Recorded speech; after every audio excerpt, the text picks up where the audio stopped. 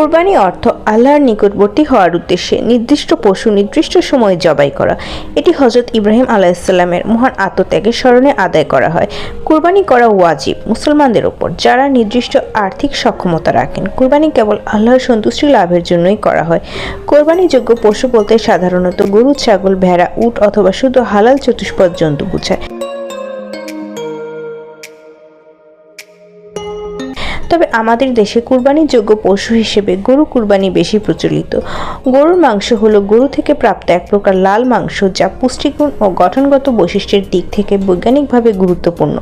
এর বৈজ্ঞানিক ব্যাখ্যা বিভিন্ন দিক থেকে করা যায়, যেমন গঠন, পুষ্টি, রাসায়নিক গঠন এবং স্বাস্থ্যগত প্রভাব। আজকের ভিডিওতে গরুর মাংসের বিস্তারিত বৈজ্ঞানিক তথ্য নিয়ে আলোচনা করব। ভিডিওটি ভালো লাগলে আমার চ্যানেলটি সাবস্ক্রাইব করে পাশে থাকা বেল আইকনটি প্রেস করে দিবেন, যাতে আরও নিত্য নতুন শিক্ষামূলক ভিডিও সবার আগে আপনার কাছে পৌঁছায়। প্রথমে এটির গঠনগত উপাদান বা কম্পোজিশন নিয়ে আলোচনা করি। গরুর মাংস মূলত তিনটি প্রধান উপাদান নিয়ে গঠিত,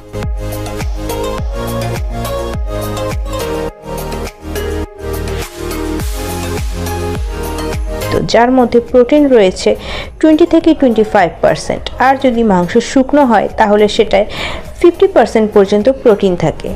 চর্বি থাকে 10 থেকে 30% পর্যন্ত, যদিও সেটা কাটা অংশ ও প্রক্রিয়াজাতকরণের ধরন অনুযায়ী ভিন্ন হয়।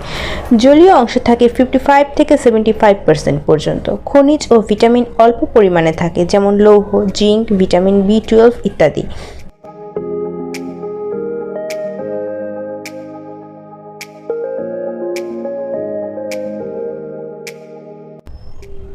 এবার জানা যাক গরুর মাংসের প্রধান রাসায়নিক উপাদানসমূহ সম্পর্কে, যেমন মায়োগ্লোবিন।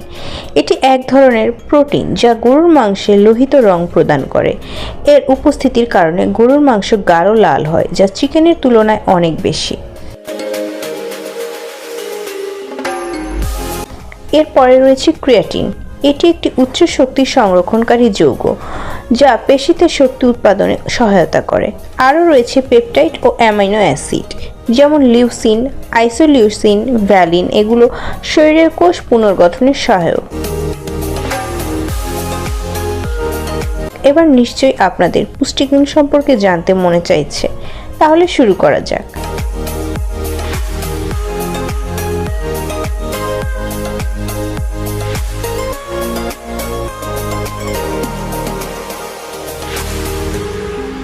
প্রতি 100 গ্রাম রান্না করা গরুর মাংসে থাকে প্রোটিন 26 গ্রাম, চর্বি 10 থেকে 20 গ্রাম, লৌহ 2.6 মিলিগ্রাম যা হেম আয়রন সহজে শোষণযোগ্য, vitamin B12 2.5 microgram, zinc 4.8 milligram, calorie 250 থেকে 290 ক্যালোরি।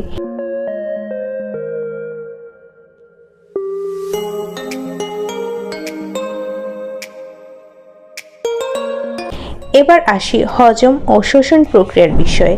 তার আগে একটু বলে নিই, যে কোনো ফিমেল ভয়েস ওভার ও ভিডিও এডিটিং ও গ্রাফিক্স ডিজাইন রিলেটেড যে কোনো কাজের অর্ডার করার জন্য ডেসক্রিপশন বক্সে থাকা আমার হোয়াটসঅ্যাপ নাম্বারে যোগাযোগ করতে পারেন। গরুর মাংস হজমের সময় পাকস্থলীতে পেপসিন ও হাইড্রোক্লোরিক অ্যাসিডের মাধ্যমে প্রোটিন ভেঙে ছোট ছোট পেপটাইডে রূপান্তরিত হয়। এরপর অন্ত্রে তা অ্যামিনো অ্যাসিডে পরিণত হয়ে রক্তে শোষিত হয়।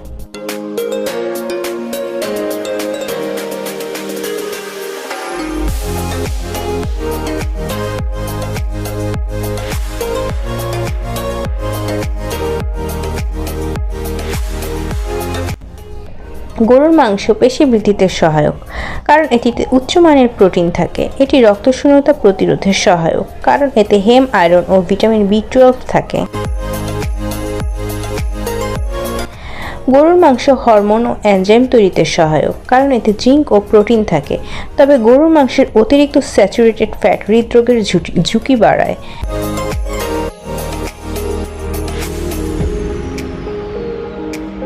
তবে প্রক্রিয়াজাত গরুর মাংস ক্যান্সারের ঝুঁকি বাড়াতে পারে WHO অনুসারে।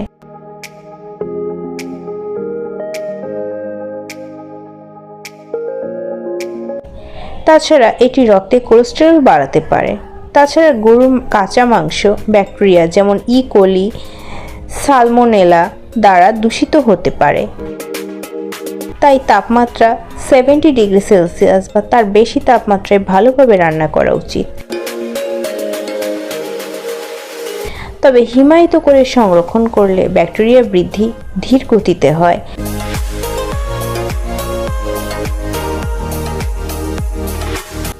তবে পরিশেষে এটাই বলা যায়, গরুর মাংস একটি পুষ্টিকর প্রাণীজ খাদ্য যার মধ্যে রয়েছে উচ্চমানের প্রোটিন, ভিটামিন এবং খনিজ। তবে এর স্বাস্থ্যগত প্রভাব নির্ভর করে পরিমাণ, প্রস্তুত প্রণালী ও খাওয়ার অভ্যাসের উপর। ভিডিওটি ভালো লাগলে লাইক, কমেন্ট, শেয়ার করার অনুরোধ রইল। ধন্যবাদ।